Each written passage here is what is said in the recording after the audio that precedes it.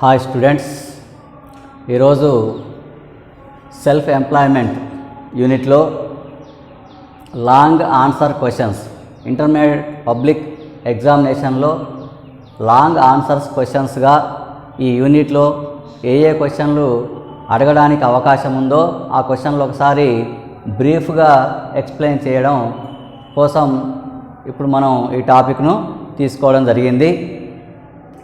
అయితే long answer questions అనేవి మనకు తెలుసు 6 మార్క్స్ ఉంటాయి.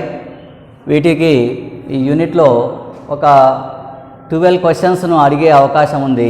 అందులో ఇక్కడ మనం బోర్డు మీద 4 క్వశ్చన్స్ను చూపించడం జరిగింది. వాటిని అడిగినప్పుడు ఏ క్వశ్చన్కు ఆన్సర్ను ఏ విధంగా వివరించాలి, ఎక్స్ప్లెయిన్ చేయాలో ఇప్పుడు మనం తెలుసుకుందాం. ఫస్ట్ క్వశ్చన్ చూస్తే స్వయం ఉపాధి, వేతన ఉపాధి మధ్య భేదాలను రాయండి. What are the differences between self employment and wage employment అని అడుగుతారు. అంటే దీనికి స్వయం ఉపాధి అంటే డెఫినేషను, వేతన ఉపాధి అంటే డెఫినేషను చెప్పడం, దాంతోపాటు ఈ రెండింటికి మధ్యన భేదాలను వివరించడం చేయాలి. కనీసం ఒక 6 భేదాలను సూచించాల్సి ఉంటుంది. స్వయం ఉపాధి అంటే మనకు తెలుసు, ఒక వ్యక్తి తనకు తానుగా సృష్టించుకున్న పనిని స్వయం ఉపాధి అంటాం.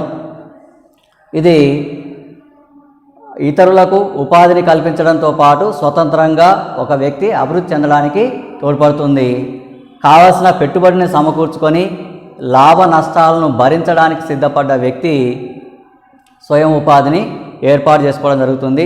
తన కుటుంబ సభ్యుల సహకారంతో కానీ లేదా కొంతమంది ఉద్యోగస్తులు నియమించుకోగాని ఉత్పత్తి కార్యకలాపాలను చేపట్టి లేదా సేవలు అందించే కార్యక్రమాల్ని ప్రారంభించి అభివృద్ధి చెందడం కోసం కృషి చేసేదే స్వయం ఉపాధి. ఇక వేతన ఉపాధి తీసుకుంటే నిర్దిష్టమైన వేతనాన్ని ఆశించి పని చేయడాన్ని వేతన ఉపాధి అంటాం.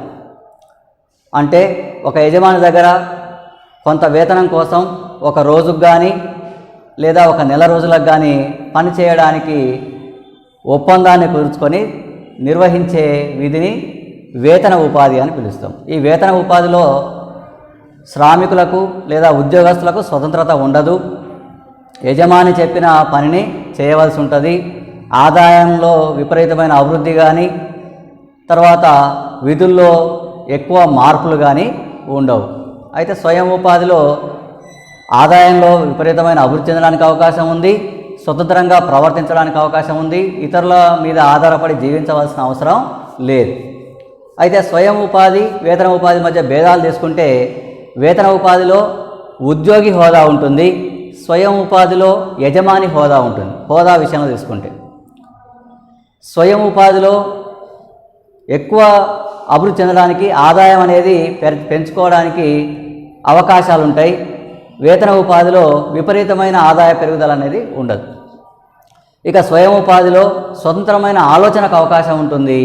వేతన ఉపాధిలో స్వతంత్రంగా ఆలోచించే అవకాశం ఉండదు, యజమాని ఆదేశాలను పాటించాల్సి ఉంటుంది. తర్వాత స్వయం ఉపాధిలో యజమానికి అంటే స్వయం ఉపాధిని ఏర్పాటు చేసుకున్న వ్యక్తికి విధులు అనేవి నిర్దిష్టంగా ఉండవు, ఎప్పటికప్పుడు మారుతూ ఉంటాయి. సృజనాత్మకతతో విశ్లేషణాత్మకతతో మోటివేటివ్గా స్వయం ఉపాధిని ఏర్పాటు చేసుకున్న వ్యక్తి ఆలోచించి క్రియేటివిటీగా ఆలోచించడం ద్వారా వ్యాపారాన్ని అభివృద్ధి చేసుకోవడం కోసం ప్రయత్నం చేస్తాడు. కానీ వేతన ఉపాధిలో ఉద్యోగికి క్రియేటివిటీగా ఆలోచించే అవకాశాలు తక్కువగా ఉంటాయి. యజమాని చెప్పిన విధులను మాత్రమే నిర్వహించాల్సి ఉంటుంది. అట్లా అంటే ఇద్దరు చేసేది పని అయినప్పటికీ స్వతంత్ర విషయంలో కానీ, హోదా విషయంలో కానీ, ఆదాయ పరిమితి విషయంలో కానీ, ఆలోచన విధులలో మార్పు ఇలాంటి వాటి విషయంలో స్వయం ఉపాధికి వేతన ఉపాధికి కొన్ని భేదాలు ఉన్నాయి. దాని గురించి ఒక వీడియోను కూడా మీకు చేసి పెట్టడం జరిగింది. అనుమానం వచ్చినప్పుడు ఏమేమి రాయాలని అనుమానం వచ్చినప్పుడు ఒకసారి చూస్తే సరిపోతుంది. ఇక నెక్స్ట్, సొంత వ్యాపారాన్ని ఏర్పాటు చేయడానికి కావలసిన ప్రణాళిక ఆవశ్యకతను వివరించుము. What is the planning for self enterprises అంటే సొంత వ్యాపారాన్ని ఏర్పాటు చేసుకోవాలంటే ఎటువంటి ప్రణాళిక రూపొందించుకొని ముందుకు పోవాల్సిన అవసరం ఉంది. అప్పుడు ఇది సింపుల్గా ఉంటుంది.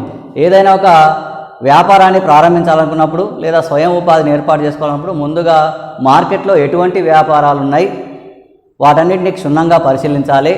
వాటిలో ఏది లాభదాయకంగా ఉన్నాయో కొన్నిటిని తీసుకొని వాటిని చేపట్టడానికి సాధ్య అసాధ్యాలను పరిశీలించి ఏదో ఒక వ్యాపారాన్ని లేదా ఏదో ఒక సేవను అందించేదాన్ని మనం ఏదో ఒక వస్తువును ఉత్పత్తి చేసేదాన్ని ఎంచుకోవాల్సిన అవసరం ఉంది. దానికి ప్లానింగ్ ప్రకారం మార్కెట్లో ఉన్న వ్యాపారాలు లేదా వస్తువుల ఉత్పత్తి అందించే సేవలను పరిశీలించి కొన్ని ముఖ్యమైన వాటిని భవిష్యత్తు అభివృద్ధి కలిగిన వ్యాపారాలను వస్తువుల ఉత్పత్తిని లేదా సేవలను ఎంపిక చేసుకొని వాటిని మనం చేపడితే లాభదాయకత ఉంటుందా ఉండదా, సాధ్య అసాధ్యాలను పోటీ ఏమైనా ఉంటుందా అనేది చూసుకొని ఎక్కువగా లోతుగా పరిశోధన నిర్వహించి పరిశీలించిన తర్వాతనే దాన్ని నెలకొల్పుకోవడానికి ప్రయత్నం చేయాలి. ఆ తర్వాత ఆ వ్యాపారానికి సంబంధించి తాను సొంతగా ఉండాలన్నా లేదా ఎవరైనా భాగస్తులను ఏర్పాటు చేసుకోవాలన్నా, ఒకరే ఉండాలన్నా, పెట్టుబడి కోసం ఇంకా ఒకరిద్దరిని కలుపుకోవాలనేది కూడా నిర్ణయం తీసుకోవాలి. నిర్ణయం తీసుకున్న తర్వాత దానికి ఆ స్థల సేకరణ ఎక్కడ పెట్టాలి, తర్వాత వ్యాపార షాపు ఏర్పాటు చేయాలంటే ఎక్కడ అయితే ఎక్కువ సేల్స్ ఉండే అవకాశం ఉంది అలాంటి నిర్ణయం తీసుకొని ఆ స్థల సేకరణ కానీ లేదా లీజుకు తీసుకోవడం కానీ ఏర్పాట్లు చేసుకొని మనకు అందించే ముడి పదార్థాలు, ఇతర సదుపాయాలు, యంత్రాలు ఇలాంటి వాటికి ముందుగా అగ్రిమెంట్లు కుదుర్చుకోవాలి. ముడి పదార్థాలు అందించే వారితో కానీ యంత్ర పరికరాలు అందించే వారితో కానీ ఒప్పందం కుదుర్చుకొని ఆ తర్వాత ప్రభుత్వానికి సంబంధించిన అనుమతులు ఏమైనా ఉంటే వాటిని తీసుకోవాలి. పార్ట్నర్స్ ఉంటే అగ్రిమెంట్ ఒప్పందం రాసుకోవాలి. ఇంకా ప్రభుత్వ పరంగా రిజిస్ట్రేషన్ చేసుకోవాలి, నమోదు చేసుకోవాలి. ఎందుకంటే భవిష్యత్తు కాలంలో రిజిస్ట్రేషన్ చేసుకున్నట్లయితే మనకు ఉన్న వాటా విలువ ఇతరులకు అమ్ముకోవడానికి కానీ మళ్ళీ కొత్త వారికి చేర్చుకోవడానికి కానీ ఇలాంటివి వాటి విషయంలో లిఖితపూర్వకమైన ఒప్పందం ఉంటే చాలా మంచిది. దానికి రిజిస్ట్రేషన్ ఉంటే ఇంకా చట్టబద్ధత అనేది ఉంటుంది. తర్వాత అడ్వకేట్ యొక్క సలహాలు, సంప్రదింపులు తీసుకొని ఆ వ్యాపారానికి లేదా వస్తూత్పత్తికి సంబంధించిన డాక్యుమెంటేషన్ ప్రోగ్రామ్ మొత్తం కంప్లీట్ చేసుకున్న తర్వాత వస్తూత్పత్తిని లేదా అందించే సేవను ప్రారంభించాలి. అట్లా స్టెప్ బై స్టెప్ అందుబాటులో ఉన్న వస్తు సేవల ఉత్పత్తి, తర్వాత ఇతర అవకాశాలు, వ్యాపారానికి సంబంధించిన అవకాశాలను పరిశీలించి వాటిలో కొన్నింటిని తీసుకొని లోతుగా పరిశీలించి సాధ్య అసాధ్యాలను చూసి అందులో ఒకదాన్ని ఎంపిక చేసుకొని దానికి సంబంధించిన స్థల సేకరణ, పెట్టుబడులు, ఇతరుల భాగస్థులను తీసుకోవాలన్నా వద్దా, తర్వాత భాగస్థులతో లిఖితపూర్వకమైన అగ్రిమెంటు, ప్రభుత్వపరమైన లాంఛనాలు పూర్తి చేయడం, ఆ తర్వాత ముడి పదార్థాలు, యంత్రాలను అందించే వారితో ఒప్పందాలు కుదుర్చుకోవడం, ఇలాంటివన్నీ కంప్లీట్ అయిన తర్వాత వ్యాపారాన్ని ప్రారంభించడం లేదా వస్తూత్పత్తిని ప్రారంభించడం అనేది చేయాలి. ఇది సొంత వ్యాపారాన్ని ఏర్పాటు చేసుకోవడానికి కోసం అవసరమైన ప్రణాళికలు. ఏ విధంగా ప్రణాళిక ఉంటేనే అది సక్సెస్ అవుతుందనే విషయాన్ని ఇందులో మనం చెప్పాల్సి ఉంటుంది. ఇక థర్డ్ వన్కి వస్తే సొంత వ్యాపారం యొక్క లక్షణాలను వివరించుము. Explain the features of sole proprietorship లేదా సోల్ ట్రేడర్ అని కూడా అనవచ్చు. సొంత వ్యాపారానికి కొన్ని లక్షణాలు ఉంటాయి. అవి తీసుకుంటే మనకు ఇంతకుముందు వీడియోలో చెప్పడం జరిగింది. అవి ఏంటివంటే స్వయం ప్రేరణ, తనకు తానే ప్రేరేపించుకోవాలి. ఇతరులు చెప్తేనే పని చేసేటట్టుంటే వేతన ఉపాధి అయితే నడుస్తుంది. స్వయం ఉపాధి అయితే తనకు తానే పని కల్పించుకోవాలి. ఇక అలా పని అయిపోయింది అని తాపిగా కూర్చోకుండా ఇంకేం చేస్తే బాగుంటుంది, వ్యాపారం అభివృద్ధి చేయడానికి ఇంకేం చర్యలు తీసుకోవాలనే విషయాన్ని ఎప్పటికప్పుడు ఆయన పరిశీలిస్తూ ఉంటేనే, అంటే మోటివేషన్ అనేది సొంత వ్యాపారానికి చాలా ముఖ్యం. అదేవిధంగా ప్రభుత్వ జోక్యం కనీసంగా ఉంటుంది. తానే యజమానిగా ఉంటాడు, తానే నిర్వాహకుడిగా ఉంటాడు. సొంత వ్యాపారానికి యజమాని అతడే, నిర్వాహకుడు అతడే. యాజమాన్య వ్యాపారం పైన నియంత్రణ మొత్తం అతనికే కలిగి ఉంటుంది. తర్వాత ప్రభుత్వ పరంగా చూస్తే ప్రభుత్వానికి చెల్లించవలసిన పన్నులు చెల్లిస్తే సరిపోతుంది, ప్రభుత్వ నియమ నిబంధనలకు అనుగుణంగా నడుచుకుంటే సరిపోతుంది. అంటే స్థాపించడం చాలా సులభం. సొంత వ్యాపారాన్ని తానే యజమానిగా ఉంటాడు, తానే నిర్వాహకుడుగా ఉంటాడు, వ్యాపారం పైన మొత్తం నియంత్రణ అతడే కలిగి ఉంటాడు. తర్వాత అపరిమిత అవకాశాలు ఉంటాయి. అంటే సమర్థులైన వ్యవస్థాపకులు అపరిమితంగా అభివృద్ధి చెందడానికి సొంత వ్యాపారం ఎంతో తోడ్పడుతుంది. ఆదాయం అనేది పరిమితంగా సంపాదించి లిమిటెడ్గా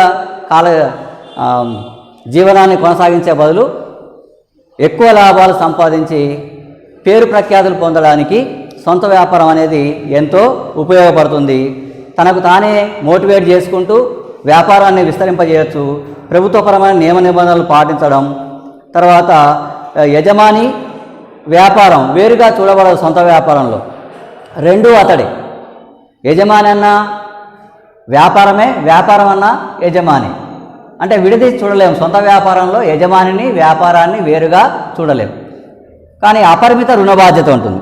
అంటే వ్యాపారంలో ఏమైనా నష్టపోతే సొంత ఆస్తులను అమ్మి చెల్లించవలసిన అవసరం ఇక్కడ సొంత వ్యాపారంలో ఉంటుంది. దాన్ని అపరిమిత రుణ బాధ్యత అంటాం. అంటే అన్లిమిటెడ్ లయబిలిటీ అని పిలవచ్చు. అంటే వ్యాపారం కోసం చేసిన అప్పులు తీర్చడం కోసం సొంత ఆస్తులను కూడా అమ్మాల్సిన పరిస్థితి సొంత వ్యాపారంలో ఏర్పడుతుంది. ఎక్కువగా అభివృద్ధి చెందే అవకాశం ఉంది, స్వతంత్రత ఉంటుంది, తానే యజమానిగా చేయొచ్చు, అన్నీ తానై తనకే అన్నీ అని కొనసాగించేదే సొంత వ్యాపారం. అవన్నీ కూడా మనం ఒక 6 లక్షణాలను ఎక్స్ప్లెయిన్ చేయాల్సిన అవసరం ఉంటుంది.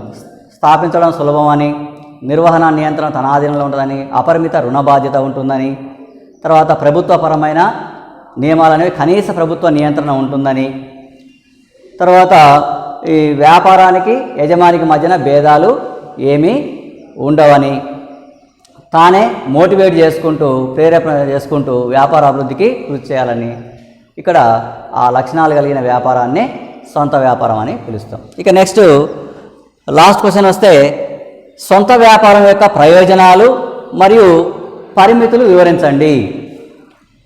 Right about the merits and demerits of sole trader. సొంత వ్యాపారం యొక్క లాభాలేంటివి మరియు నష్టాలు